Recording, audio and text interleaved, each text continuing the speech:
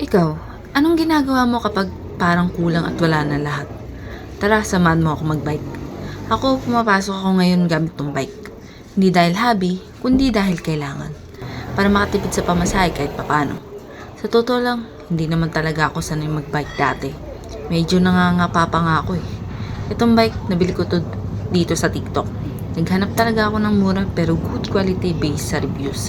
Check nyo na lang yung yellow basket sa baba, left side. Hindi siya yung mamahalin pero alam mong meron kang own bike, di ba? Kasi sa panahon ngayon, kailangan mo talagang dumiskarte kahit simple lang. Minsan hindi naman tayo totally walang-wala. Pero ramdam mo pa rin yung wala. Wala ng pera, walang pahinga, ganun. Kaya ginagawa ko na lang kung anong meron ako ngayon, yun na yung ginagamit ko.